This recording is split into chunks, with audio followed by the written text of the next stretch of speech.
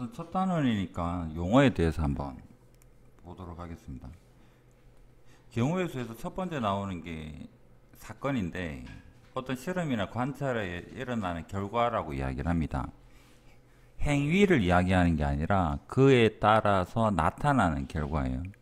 어떤 과정으로 내가 그러니까 이 결과를 얻었나가 중요한 게 아니라 그냥 나타나는 결과에 대한 이야기입니다.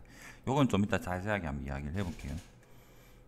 그럴 때 사건이 일어날 수 있는 모든 경우의 가지수가 경우의 수인데 이것만 보면 참 당연한 것 같은데 예를 한번 들어보겠습니다.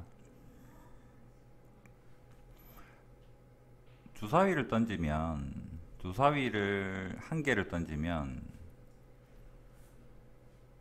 한 개를 던진다라는 이 행위 자체를 시행이라고 해요. 던지는 걸로 자체가 결과를 나타내지는 않습니다. 그렇다면 주사위 한 개를 던졌을 때 나올 수 있는 눈은 1이랑 2랑 3이랑 4랑 5랑 6이랑 이런 형태가 나올 수가 있는데 사건이라는 건 일어날 수 있는 결과인데 이게 좀 의미가 여러 가지 그러니까 나중에 여러분은 확통 안 배울 가능성이 큰데 확통 배우고 나면 의미가 좀 나뉘게 됩니다.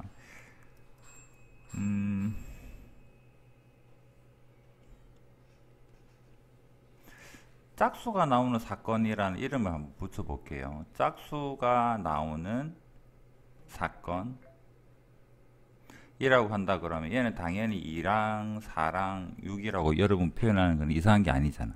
여기까지는 맞는 거죠. 주사위를 던졌을 때 2, 4, 6이 동시에 나올까? 그건 아닌데.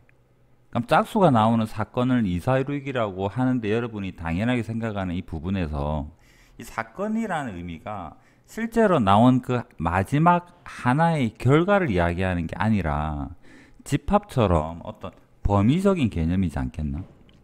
짝수라는 테두리라는 개념으로 실제로 2, 4, 6이 동시에 나오는 건 아니잖아.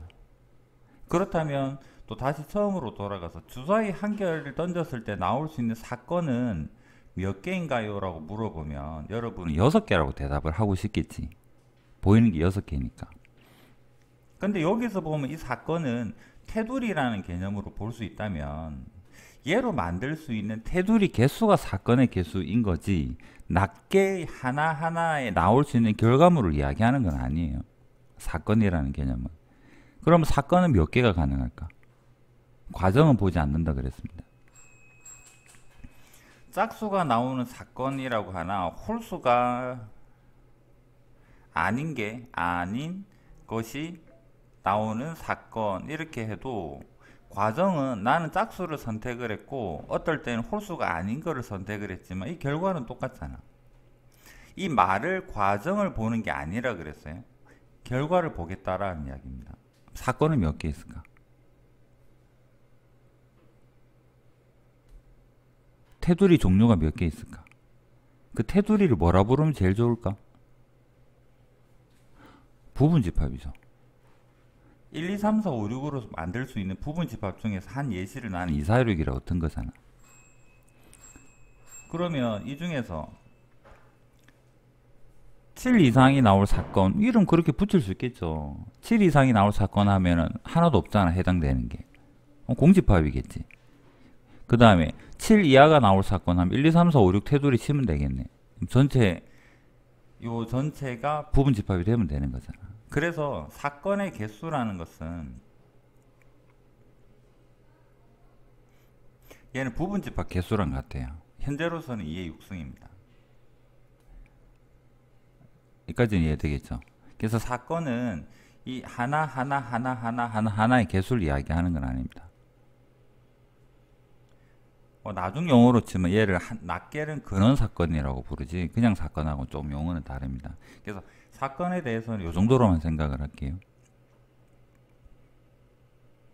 그럴 때 이 사건이 일어날 수 있는 경우의 수는 이제 이런 사건을 결정을 한 다음에 거기에 대해서 2, 4, 6 그 사건 속에는 낱개로 3개가 들어있죠. 그럼 여기에서는 경우의 수가 3가지다라고 이렇게 표현을 하는 겁니다. 이게 사건하고 경우의 수 구별입니다. 용어는 이렇게 정리를 할게요. 그 다음에 중학교 때도 합의 법칙과 곱의 법칙을 배웠죠. 합의 법칙과 곱의 법칙에서 학생들이 많이 하는 질문 중에 경우의 수를 구했어? 두 가지를 구했어? 더할까요? 곱할까요? 질문을 많이 한다고. 더한다 곱한다의 기준에서 제일 큰 경계치는 이게 동시에 일어나느냐 아니냐에 대한 개념인 것 같아요. 곱의 법칙이 여러분이 좀 이해하기 쉬우니까 곱을 먼저 이야기해 보면, 동시에 일어나게 되면 첫 번째 A 사건이 일어나는 경우의 수가 m이고 B 사건이 일어나는 경우의 수가 n인데 둘 다 동시에 일어난다? 그렇게 되면 곱하게 되고, 그 다음에 동시에 일어나지 않고 각각 사건이 또는 이라는 말이 좀 살짝 애매하긴 합니다. A 또는 B가 일어난다라는 건데 교집합이 없는, 공통 부분이 없는 각각의 경우의 수가 따로 계산이 되고 그 중에서 하나만 선택하게 되는 경우에서는 걔는 더하게 되는 형태가 됩니다. 두 가지 예시를 한번 들어볼게요. 여러분이 맥도날드를 갔는데 햄버거가 뭐가 있죠? 빅맥이 있고 상하이 버거랑 그 다음에 불고기 버거랑 이렇게 있고, 음료가 사이다, 콜라, 커피, 주스. 버거 중에서 하나를 고르고 음료 중에서 하나를 고른다라고 가정을 해볼게요. 버거 중에서 하나를 고른다라고 한다 그러면 여러분은 세 가지 중에서 하나를 고르는 거잖아. 이게 경우의 수는 당연히 세 가지죠. 여러분한테 물어보면 세 가지라고 말을 해요. 맞는 말입니다. 그런데 얘를 하나씩 뜯어서 보면 빅맥을 고르거나 또는 상하이 버거를 고르거나 또는 불고기 버거를 고르거나 이 중에서 하나를 선택을 할 거 아니야. 이럴 때 얘가 세 가지가 되는데 그 세 가지가 되는 이유가 합의 법칙이라는 개념이에요. 동시에 이 두 개를 고르지 않는 거고 공통 부분 교집합도 없죠. 여기 뭐 걸쳐지는 부분 이런 거 있는 건 아니잖아. 그 다음 여기도 사이다 맛 나는 콜라 이렇게 중간에 교집합 없죠. 음료는 완전히 별개잖아. 이 네 가지에 대해서 음료를 하나만 고르기로 했다면 이 중에서 얘를 고르거나 얘를 고르거나 얘를 고르거나 얘를 고르거나 이게 또는 개념이잖아요. 그럴 때 여기가 네 가지가 돼요.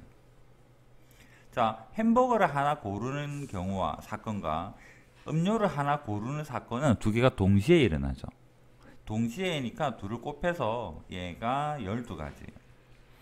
그러면 다시 한번 동시라는 개념이 얼마만큼의 그 시간적 차이를 허용할까?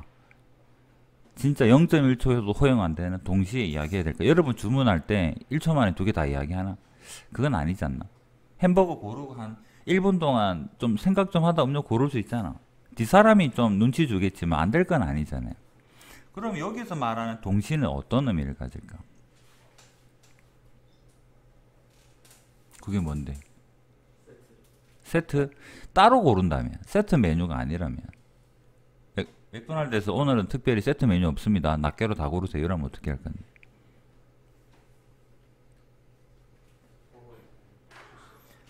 햄버거를 빅맥을 고르기로 하고 주문하다가 잠시만요 하고 저기 친구 전화 와서 전화 받으러 나가서 20분 동안 전화 받고 들어와서 사이다 고르면 이 경우의 수가 틀려지나? 아니겠죠. 그 다음에 또 친한 친구가 일하고 있어. 빅맥 고르고 나갔다가 5시간 후에 다시 들어와서 사이다 고르면 안 될 거 아니잖아. 경우의 수가 틀리나? 그럼 동시라는 의미는 뭘까 하면 진짜 시간적 동시를 이야기하는 건 아닙니다. 현실적으로는 시간적으로 연속하여라고 보는 게, 연속하여 또는 이 동시의 의미는 시간의 동시를 이야기하는 게 아니라 둘 다 발생한다라는 이야기입니다. 세 개가 될 수도 있고요. 둘 다 발생한다라는 의미가 중요한 거지 시간적 의미를 나타내는 건 아니에요. 그 다음에 이 경우도 한번 생각해 볼까? 부산에서 대구를 갔다가 서울을 갈 건데 부산에서 대구를 가는 경우는 고속도로 갈 수도 있고 국도로 갈 수도 있고 뭐 자전거 타고 갈 수도 있고, 그 다음에 대구에서 서울을 갈 때 고속도로로 갈 수도 있고 국도로 갈 수도 있어요. 그러면 요 경우의 수가 세 가지가 되고 여기 경우의 수는 두 가지가 되고 전체는 6가지는 여러분이 중학교 때도 이렇게 풀었을 거 아니야. 이게 왜 세 가지가 될까? 이게 합의 법칙이라는 개념이에요. 얘 또는 얘 또는 얘 중에 한 개만 가야 되잖아. 교집합 없죠. 고속도로 가면서 동시에 국도 가고 이런 건 없잖아. 그래서 얘는 교집합이 없고 공통 부분이 없고 따로인 거고, 얘 하나를 선택하게 되면 얘를 선택을 못하게 되는 상황인 거잖아. 이럴 때 합의 법칙이에요. 얘도 마찬가지로 얘를 선택하면 얘를 선택할 수가 없죠. 합의 법칙이에요. 근데 둘은 동시에 일어나죠. 동시에가 어떤 의미다? 둘 다 발생한다라는 의미지 시간적 동시를 이야기하는 건 아닙니다. 부산에서 대구 가서 볼일 보고 하루 자고 다음날 서울을 갔어. 그래도 경우의 수가 달라지는 건 아니잖아요. 이런 개념으로 생각하시면 돼요. 그러니까 이 시간적 의미는 우리가 실전 문제를 풀 때는 솔직히 의미는 없습니다. 여러분 다 구별할 수 있을 형태인 거고.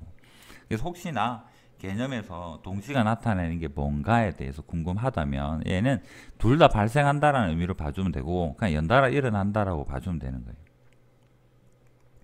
교집합이 없어야지 합의 법칙이 된다 했는데, 교집합이 있는 경우는 뭘까?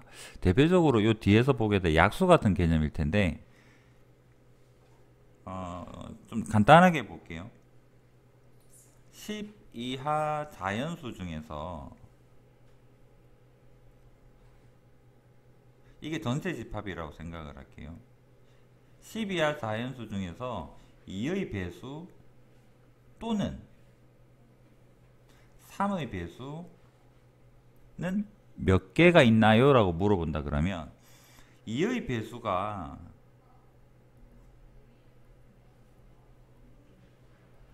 얘는 5가지고 3의 배수는 얘가 3가지인데 6이 중복이 되어서 이 둘을 더하게 되면 8이 답이 아닌 거잖아요. 그렇죠? 중복이 있기 때문이죠. 교집합이 있어서죠. 교집합이 없어야지만 덧셈이 가능해요. 교집합이 있으면 어떻게 한다? 이거는 집합에서 배운 포함 배제의 원리랑 같은 개념으로 보시면 돼요. 얘가 A 집합이고 얘가 B 집합이라서 집합의 원소 개수 중에서 교집합이 존재하는 경우는 A 집합 개수, B 개수에서 A 교집합 B를 빼주는 형태로 우리가 개수 계산을 하잖아요. 그렇죠? 이건 합의 법칙에 대한 조금 변형 정도로 생각하시면 돼요. 그래서 얘는 6의 배수인 6 한 개를 빼줘서 7개가 답이에요 라는 형태로. 이 이야기를 하는 이유는 합의 법칙의 기본 원리에서는 교집합이 없는 경우에 대한 이야기입니다. 있으면 빼주면 돼요. 중학교 때도 했던 내용입니다.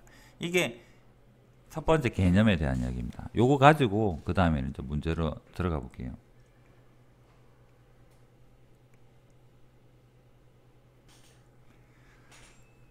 전체는 1에서 100까지입니다. 이 중에서 한 장을 뽑는다 그래요.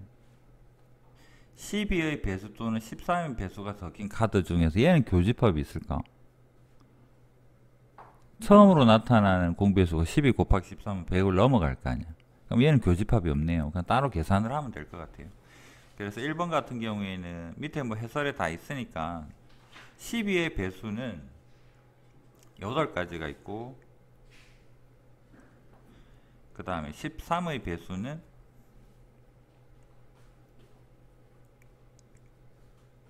7가지가 있고, 그래서 이거는 교집합이 없는 합의 법칙이기 때문에 더해주면 됩니다. 그래서 얘는 15가지라고 보면 되고, 그 다음 이번에는 2의 배수 또는 5의 배수는 교집합이 존재하는 형태죠. 10의 배수가 교집합일 거 아니야.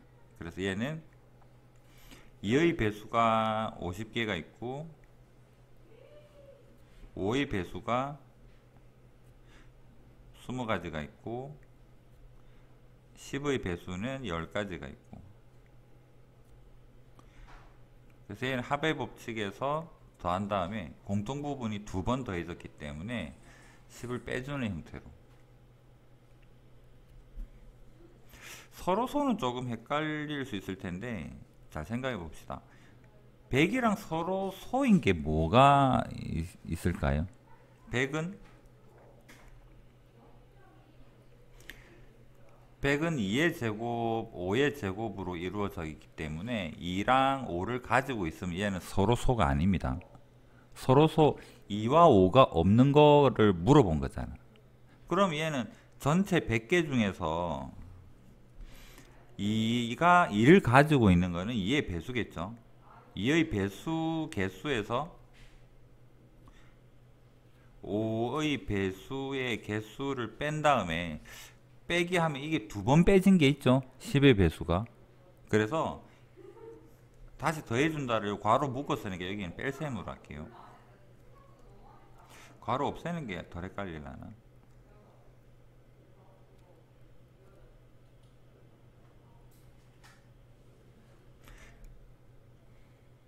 전체에서 요 부분이 2나 5를 가지고 있는 개수 이야기인데 이게 2번에서 물어본 요 답인 거잖아. 그래서 얘는 전체 100개 중에서 2번의 답인 2 또는 5의 배수인 60개를 빼주게 되면 얘는 나머지 40개는 2와 5가 전혀 없는 서로소가 될 것이다 라는 형태로. 서로소는 헷갈릴 수 있으니까 잘 생각해서 문제를 풀어보세요.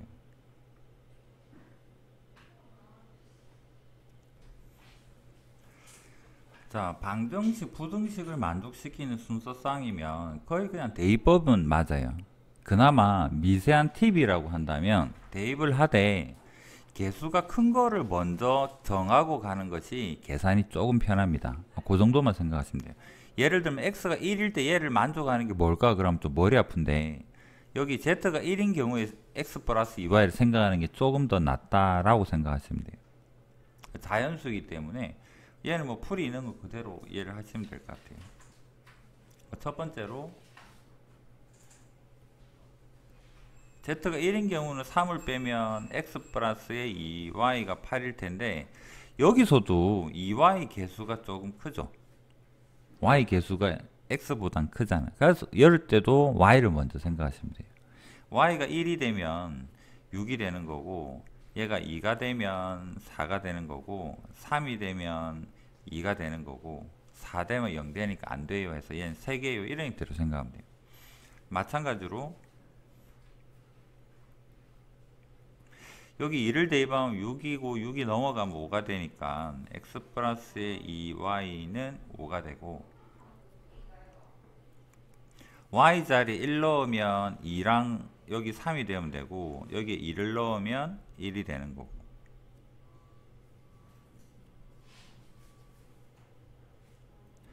(3이면) x 플러스의 2y가 9 이거는 만족하는 자연수가 없고 그래서 여기 3개 여기 2개 합해서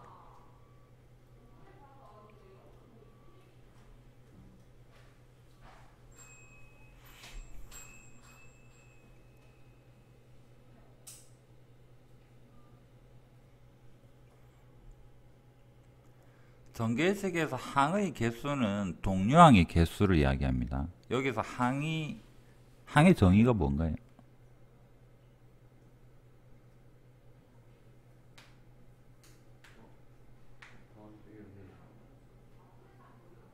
더하기 빼기.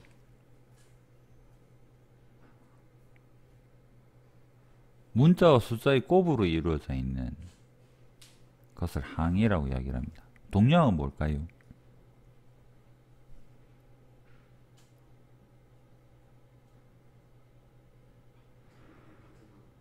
뭐가 같은 거?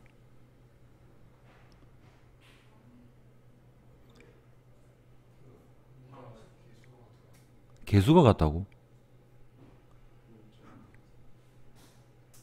자, 3x제곱이랑 2x제곱은 덧셈이 가능하죠. 3x제곱이랑 3x는 덧셈 안되죠. 3x제곱이랑 2y제곱은 덧셈이 안되죠. 여기 개수가 같은데 뭐 되나? 그건 아닌데 문자가 다르니까 덧셈이 안되네. 얘는 차수가 다르니까 덧셈이 안되네. 동류항의 기준은 덧셈 뺄셈이 가능한가입니다. 개수는 달라도 상관없어요. 문자랑 차수가 같아야 돼요. 문자와 차수가 같은 걸 동류항이라고 이야기합니다. 이런 것들을 항이라고 부르죠. 문자와 숫자의 곱으로 이루어져 있는 거. 항의 개수 물어봤습니다. 동류항은 더해진다는 소리죠. 그럼 여기에서 이걸 곱했을 때 동류항이 발생할 수 있는가도 생각을 해봐야 될 거 아니에요. 전개식에서 각 항은 전개한다라는 개념은요, 요거 하나랑 요쪽에 있는 한 개를 곱하고 여기랑 여기 있는 한 개를 곱하고 여기랑 여기 한 개 곱하고 이렇게 하나씩 하나씩 하는 게 전개인 거잖아요. 맞죠? 그럼 여기서는 이 각각에 대한 식에서 이 문자들이 전부 다 다르니까 얘를 전개했을 때는 동량이 생기지는 않아요. 그래서 항의 개수는 여기 세 개, 각각 여기마다 여기 세 개가 존재하고 여기마다 여기 세 개 존재하고 여기마다 여기 세 개가 존재하기 때문에 곱의 법칙에 의해서 나올 수 있는 항의 개수는 9개다. 또 이렇게도 생각해 봅시다. A 더하기 B 더하기 C랑 X 더하기 Y 더하기 Z를 전개를 하면 뭔가 두 개가 곱해져 있는 이런 형태로 계속 표현이 될 거 아니에요. 요 두 개 중에서 이거는 뭐 그 일반적으로 뭐랑 곱하는 형태가 이렇게 나타날 텐데 왼쪽 오른쪽 순서는 상관없지만 여기에서 뭐를 가져올 건가 해서 여기가 세 가지고 여기서 뭐를 가져올 건가 여기에 세 가지가 되고 이렇게 생각을 하면 여기 항이 더 곱셈이 더 늘어나도 또 곱하게 해주면 되는 거겠죠. 그 다음에 혹시 여러분이 궁금해할지 모르겠는데 A 더하기 B 제곱은 항의 개수가 몇 개 나올까?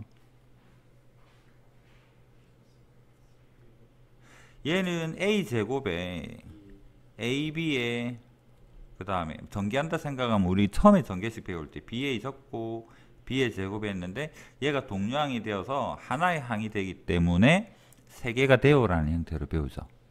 얘가 다 다른 경우에는 곱의 법칙을 씁니다. 근데 같은 거에 대한 거듭제곱은 동량이 생기기 때문에 뭔가 생각할 거리가 생기죠. 이거는 수학의 범위는 아닙니다. 얘는 확통해서 배웁니다.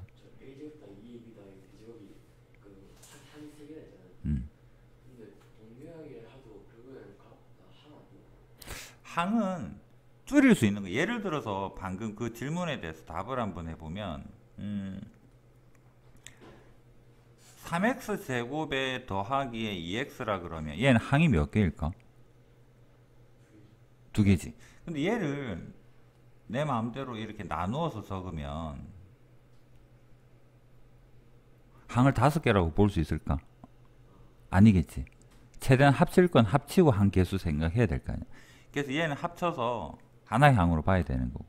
그래서 여러분이 A 더하기 B에 대해서 10승에서 얘는 항의 종류가 몇 개 있을까요는 수학 범위는 아닙니다. 확통해서 배우게 됩니다.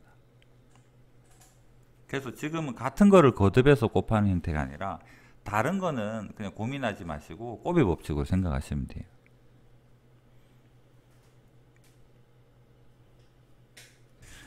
약수에 대해서 먼저 한번 보고 갈게요. 여기는 예시를 적고 여기는 일반화된 형태로 표현을 해보겠습니다. 뭐가 좋을까? 72 정도 해볼까요? 72는 98, 2가 3개가 있고 3이 2개 있는 형태입니다.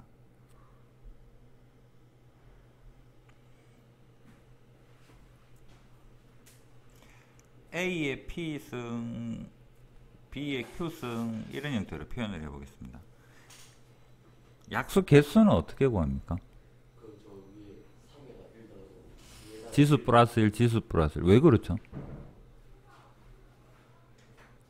왜 지수 플러스 1에서 할까? 이유는 모르고.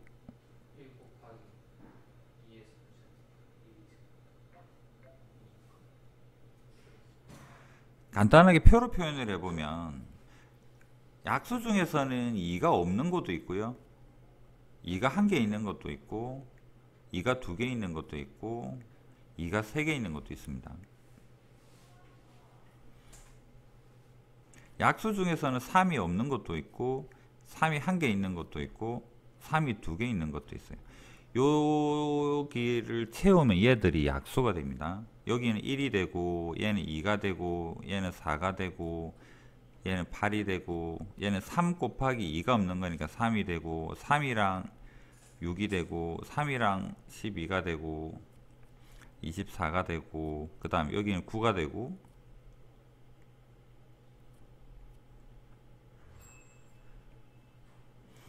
해서 소인수 분해된 요 각각에 대한 소인수가 없는 것부터 다 있는 것까지 이렇게 표로 만들어 보면 요 칸수가 약수의 개수가 됨을 알 수가 있겠죠. 그래서 플러스 1입니다. 지수 플러스 1, 지수 플러스 1. 그러면 여기에다가 만약에 5의 제곱이 달라붙으면 약수 개수는 지수 플러스 1인 건 알잖아. 맞죠? 그럼 여기서는 이걸 어떻게 표현하면 좋을까? 여기서는 입체적으로 그려보시면 돼요.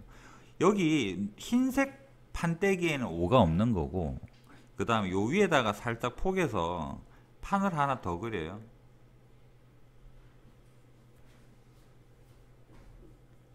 이 판에는 전부 다 곱하기 5가 한 개가 곱해져 있다 생각을 하면 되고, 그 다음에 또 판 하나 더 그려서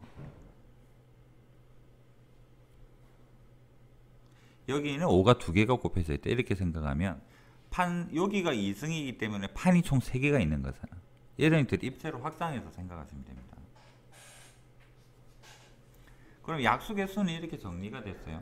일반화 시켜서 생각하면 약수 개수는 얘는 P 플러스 1의 Q 플러스 1의 형태가 되었죠. 약수의 총 합은 어떻게 구합니까?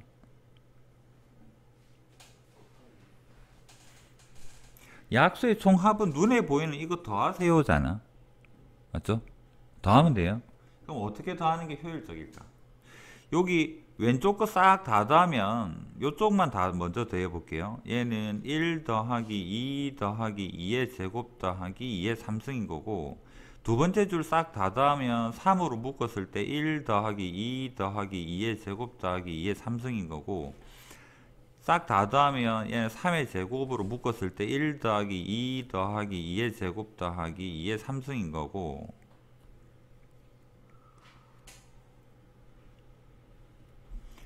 요거를 더한 게 답이겠죠.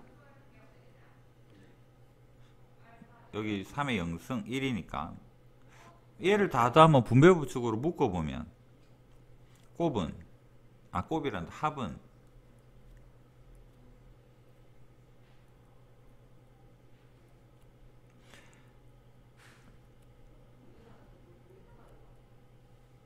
괄호로 묶어보면 얘도 1 더하기 3 더하기 3의 제곱 이런 형태가 되잖아.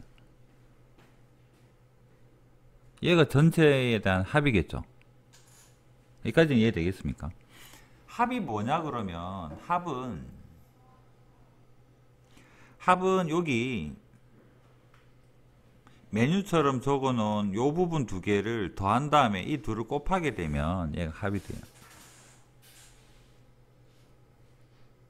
그럼 얘를 일반화시켜서 합은 어떻게 표현할 거냐면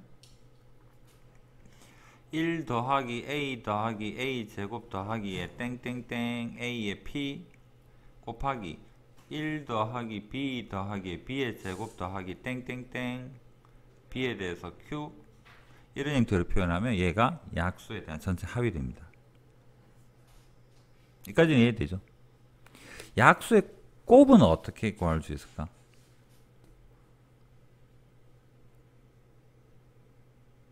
약수를 다 곱하면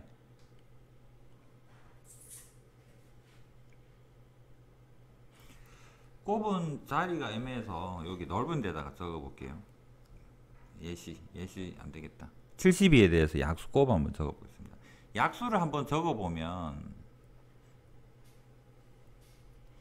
자 1이랑 여기 있는 것부터 좀 적어 볼게요. 1 작어부터 적습니다. 1, 2랑 3이랑 4랑 6이랑 8이랑 9랑 10이랑 18, 24, 36, 72를 곱하세요잖아. 무슨 규칙성이 있지 않을까? 오, 완전 똑똑. 얘랑 곱하면 70이죠. 얘랑 곱해도 70이고 얘랑 곱해도 70이고 얘랑 곱해도 70이고 얘랑 곱해도 70이고 얘랑 곱해도 70이고 그러면 72의 거듭제곱이네. 그래서 얘는 72에 대해서 거듭제곱인데 몇 승 한 걸까? 6승이죠. 왜 6승이지?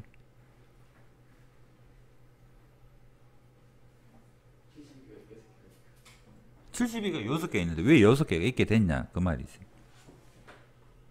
이 72를 하나를 만들어내기 위해서 72 하나를 만들어내기 위해서 뭐가 필요했죠? 72가 6번 곱해졌다 이거잖아. 요 72 하나를 만들기 위해서 뭐가 소모가 됐고 뭐가 사용됐습니까? 약수 2개 사용되죠. 그러면 얘는 72에 대해서 6승인데 이 6이 의미하는 게 왜 6이냐 그러면 약수가 12개이기 때문이에요. 여기까지 이해가 되겠습니까? 그래서 얘를 일반화로 표현해 보게 되면 72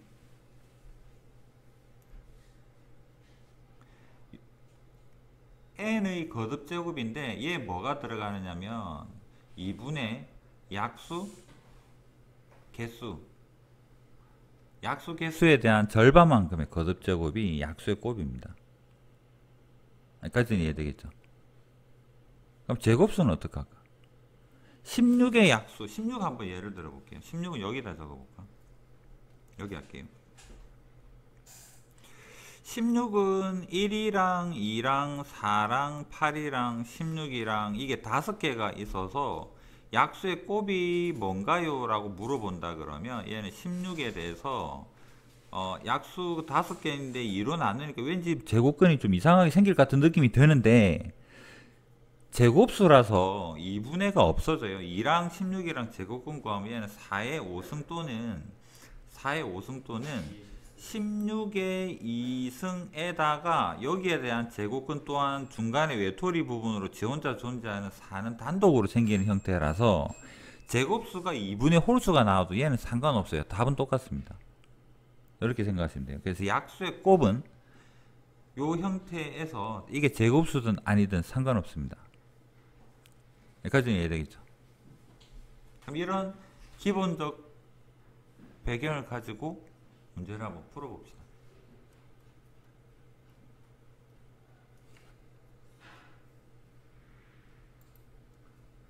자, 360은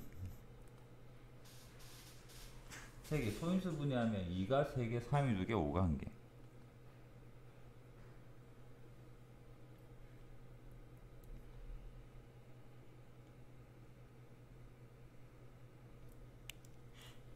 약수 개수는 어디 갔나요? 지수 더하기 1이었죠. 그래서 여기 약수 개수는 4 곱하기 여기 3 곱하기 2 해서 얘는 24개. 공약수 개수는 뭐랑 같냐 그러면 최대 공약수의 약수 개수랑 같죠.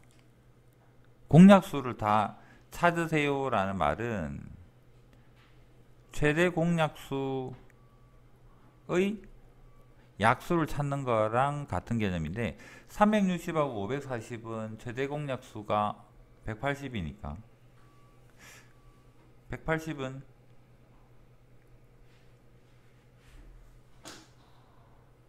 두 개 한 개. 그래서 여기 약수 개수는 3 곱하기 3 곱하기 2. 그래서 공약수는 18개 있고.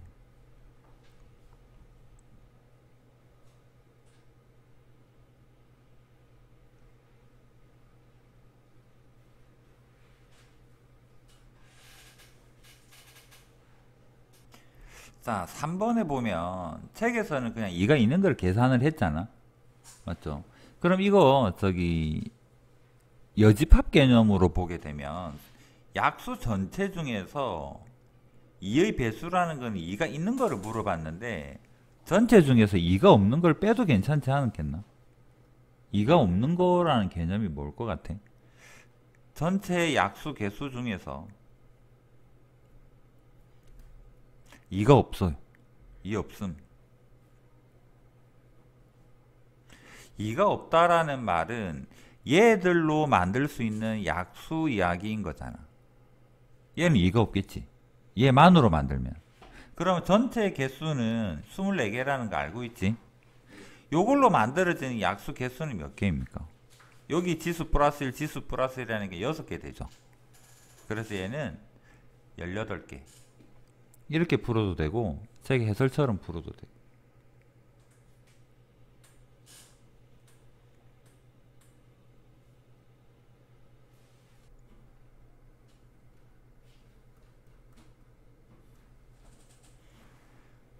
도로망은 쉬우니까 간단하게 봅시다. A에서 C로 가는 건 합의 법칙에 의해서 얘는 3가지가 되고, 여기도 3가지가 되고, 여기는 2가지가 되고, 3가지가 되는 형태에서 A에서 B로 가는 경우의 수는 위쪽으로 이렇게 가게 되는 경우는 3 곱하기 3으로 곱의 법칙으로 나타나고, 아래쪽으로 이렇게 가게 되는 경우는 2 곱하기 3 해서 6가지가 되고, 그 다음 요 둘은 동시에 일어날 수가 없죠. 또는 이기 때문에 둘을 더해서 최종적인 답은 15가지가 돼요 라는 형태로 답을 찾으면 돼요. 그 다음에 동건이 수진이가 A에서 B로 가는 경우인데, 한 사람이 간 중간 도시라는 게 이쪽 이야기하는 것 같아. C랑 D를, 그래서 동건이가 만약에 이렇게 위로 가버리게 된다면 동건이가 위로 가고 수진이가 아래쪽으로 가게 된다 그러면 동건이가 갈 수 있는 거는 3 곱하기 3이 되고, 수진이가 갈 수 있는 거는 2 곱하기 3이 되고. 둘은 곱할까 더할까? 동시에 일어날까? 두 사건이 다 일어날까? 동건이도 가고 수진이도 가잖아. 이게 동시에라는 개념이죠. 동건이가 가고 하루 뒤에 수진이 갔는지는 모르겠지만 이 사건은 둘 다 일어나니까 얘는 곱셈 개념이에요. 그래서 동건이가 위로 가고 수진이가 아래로 가는 경우는 54가지가 되고, 마찬가지입니다. 수진이가 위쪽으로 가고 동건이가 아래쪽으로 가게 되는 경우도 수진이가 3 곱하기 3해서 9가 되고, 동건이가 2 곱하기 3해서 6이 되고, 이 둘은 동시에 발생을 합니다. 그래서 얘는 54가 되고, 최종적으로는 얘 또는 얘는 또는 개념이죠. 둘은 동시에 발생할 수 없잖아. 동건이가 위로 가면서 아래로 갈 수는 없는 거잖아요. 그래서 얘는 덧셈 개념이 돼요.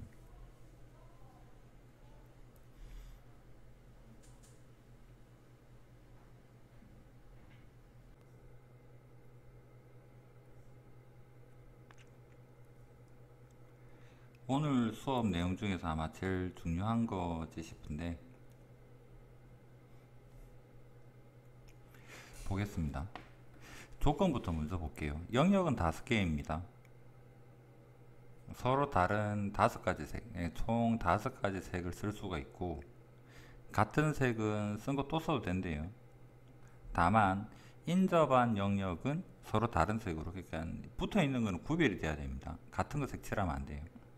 이런 상황이라면 여기서는 A가 가장 많이 여러 군데 접하고 있기 때문에 A를 먼저 결정을 하면 돼요. 예를 들어서 C를 먼저 결정한다면 E랑 좀 복잡한 관계가 생깁니다. 나중에 설명하겠지만. 그래서 A가 모든 거랑 다 연결이 되어 있기 때문에 A를 먼저 결정합시다. 5가지 색 중에서 여기 하나를 결정한다. 이 5가지 색을 스몰 a, b, c, d, e라고 할 때 여기에서 예를 들어서 A를 색칠을 했어요. 5가지 중에 하나 골랐어요. 5가지. 여기는 A만 아니면 되죠. A만 아니면 돼. 그럼 여기에는 4가지가 가능하죠. 여기에는 뭐 B를 색칠을 했다 합시다. 그럼 C는 여기서 A랑 B만 아니면 돼요. 고를 수 있는 건 3가지입니다. C, D 중에서 예를 들어서 D를 색칠을 했다. 그러면 여기는 A랑 D만 아니면 돼요. 3가지가 가능하죠. 뭐 B를 색칠할 수도 있습니다. 쓴 거 또 써도 된다 했으니까. 이번에는 A랑 B만 아니면 돼요. 여기에는 세 가지가 가능하고 뭐 2를 색칠을 했다 이런 형태로 볼 수가 있죠. 그래서 여기에서 경우의 수는 5, 4, 3, 3, 3입니다.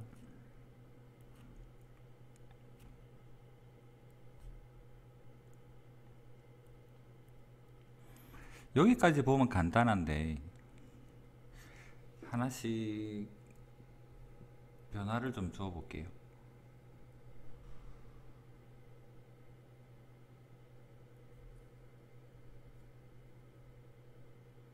중간에 없는 것부터 해봅시다.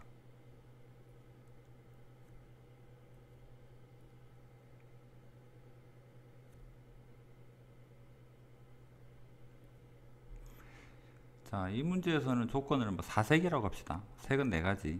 사색을 가지고 구별돼야 되는 거는 마찬가지고 중복 사용이 가능하다. 그 다음 여기도 이름을 A, B, C, D 이렇게 표현하면 여기에는 몇 가지가 있을까? 여기에는 아무거나 색칠해도 되죠. A부터 해봅시다. 여기 네 가지가 가능해요. A를 색칠을 했다. 이 사색을 A, B, C, D라고 합시다.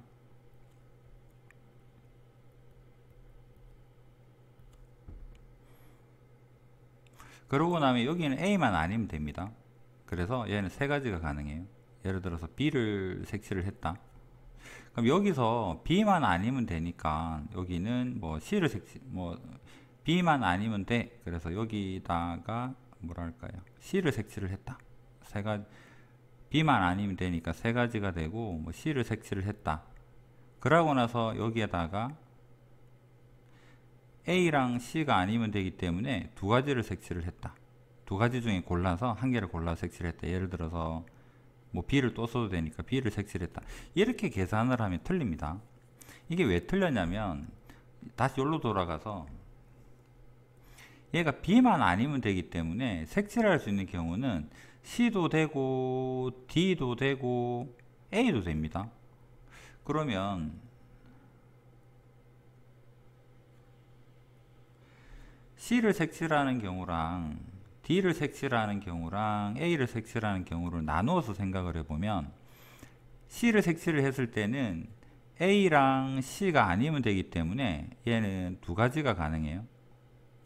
그 다음 A랑 D가 아니면 되기 때문에 여기 D를 색칠을 했다 그러면 얘는 마찬가지로 두 가지가 가능한데 여기다가 A를 색칠을 했다면 이 A랑 A만 아니면 되죠. 이 영역에서 문제되는 것은 이 면과 이 면이기 때문에 A만 아니면 돼서 얘는 세 가지가 돼요. 그래서 이렇게 만약에 풀이를 하겠다 그러면 4랑 3이랑 각각의 경우마다 얘를 다 더해서 얘는 2 더하기 2 더하기에 3 이런 형태로 계산을 하게 돼요. 좀 복잡하죠. 그러면 얘를 조금 단순화 시킬 수는 없을까 생각을 한번 해보면 얘가 지금 뭐가 문제냐 그러면 여기 경계를 기준으로 이 색이랑 이 색이 같을 때랑 다를 때랑 뒤에가 달라지죠. 그래서 이거랑 이거 같을 때를 나누어서 한번 생각을 해봅시다. 그래서 만약에 A 영역이랑 C 영역이 같은 걸 색칠한다면 이 둘을 가장 먼저 결정을 하고 가요. 얘를 결정하는 경우는 네 가지입니다. 그래서 A, C를 동시에 결정합시다. 얘는 네 가지. 그 다음에는 B 영역을 결정합시다. 여기 세 개랑만 다르면 되니까 세 가지가 되고 그 다음에 D 영역을 결정을 지을 거면 역시나 A 여기서 고른 이 색만 아니면 되니까 세 가지가 돼요. 그 다음에 A랑 C가 만약에 다르다면 A를 먼저 결정 4가지, 그 다음 C를 결정, 얘랑 달라야 돼요 3가지. 그러면 여기 색칠한 거랑 여기 색칠한 게 다르기 때문에 요 영역에서는 요거랑 요거랑 달라야 돼서 두 가지가 됩니다. B는 두 가지가 되고 D도 마찬가지로 여기랑 여기랑 달라야 되기 때문에 얘도 두 가지가 돼요. 얘도 곱하고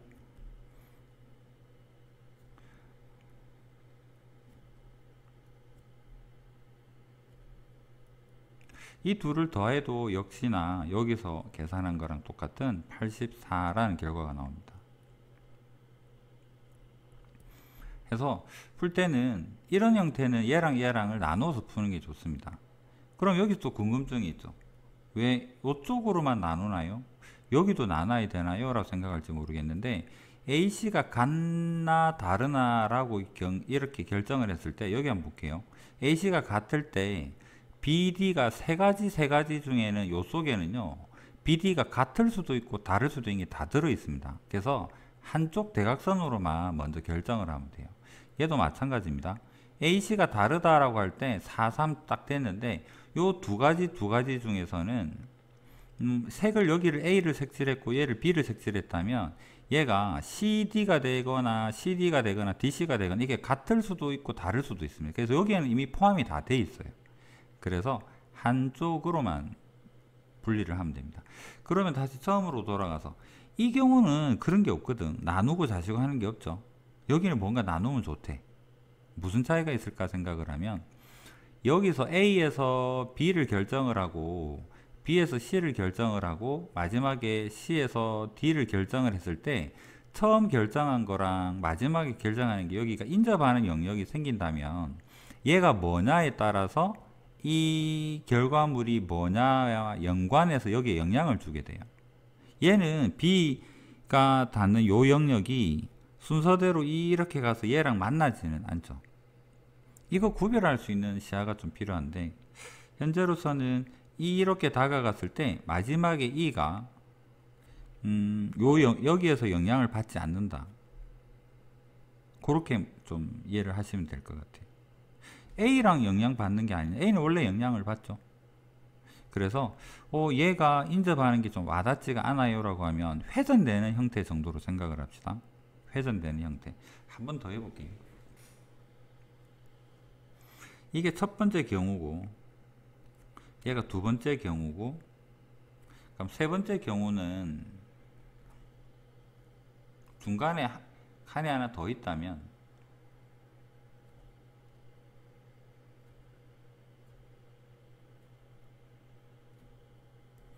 여기를 A라고 하고 얘를 B라고 하고 얘를 C라고 얘를 D라고 E라고 하고 얘는 오색을 쓴다 합시다. 오색 쓰고 쓴 거 또 써도 돼요. 중복 가능.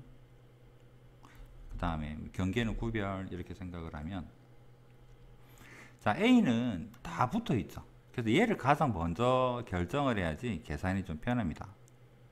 만약에 나는 여기서부터 하겠어 한다면 이거 결정하면 얘랑 같으냐 다르냐에 따라서 그 다음 색이 뭐 결정이 되고 이게 좀 많이 복잡하죠. 여기도 마찬가지, 이쪽도 마찬가지.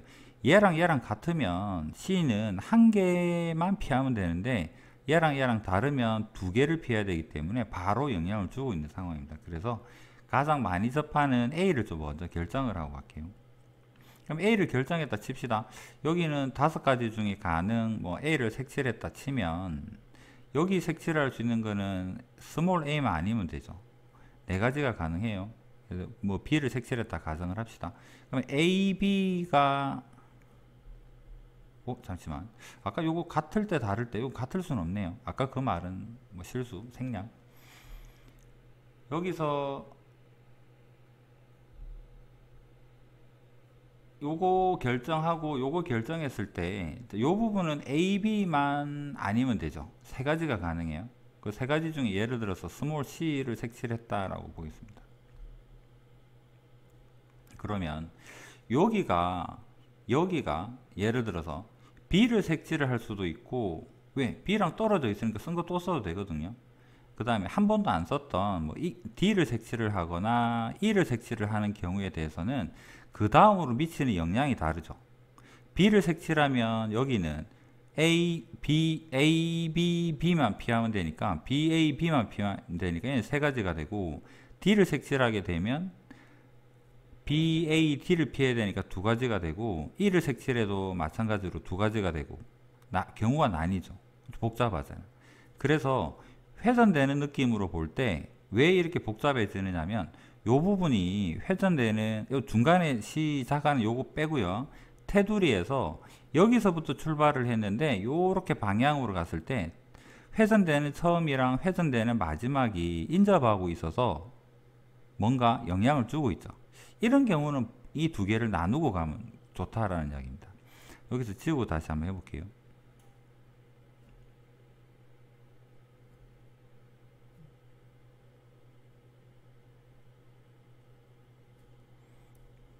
그래서 이런 경우에는 얘는 고정입니다. 얘는 5가지 중에 하나 해서 A를 색칠했다라고 가정을 하고, 그 다음 여기랑 B랑 D를 먼저 결정을 하거나 CE를 먼저 결정하거나는 상관없습니다. B, D가 같은 경우 한번 볼게요. B랑 D랑 같다고 해도 중간 거부터 먼저 합시다. 여기는 가장 많은 데 붙어 있으니까 A를 결정하는 경우는 흰색으로 할까요? A를 결정하는 경우 일단 5가지입니다. 그 다음 BD는 같은 색을 쓸까요? 이게 하나 결정하면 얘는 자동이라서 BD는 합쳐서 경우의 수가 존재합니다. 합쳐서가 아니라 동시에. 여기는 4가지가 가능해요. 여기에 빨강 칠하면 자동으로 빨강입니다. 자, 그 다음 여기에다가 뭐 A를 색칠했고 여기에 BB를 색칠을 했다면 이제 C는 2가지만 아니면 되죠. 3가지 가능하고, 그 다음 E도 여기랑 여기랑 요것만 아니면 되니까 3가지가 가능해요. 마찬가지로 B랑 D가 다르다면 A 결정은 5가지 고정입니다. 그 다음 B는 A랑 달라야 되기 때문에 4가지가 되고, 그 다음에 D는 D 먼저 결정합니다. D는 B랑 달라야 되니까 A랑도 달라야 돼요. A랑도 다른데 요 건너편에 있는 B랑도 달라야 되기 때문에 3가지가 돼요. 그러고 나서 C는 보면 얘랑 얘가 다르죠. 이 색깔이랑 요 색깔이랑 얘랑 다 다릅니다. 3가지 색이 변하고 있기 때문에 남은 거는 가능한 게 2가지가 되고, 그 다음에 E도 마찬가지입니다. 2가지가 되고 이렇게 돼요. 그래서 요 둘은 계산해 보면 420 더하면 이렇게 나와요.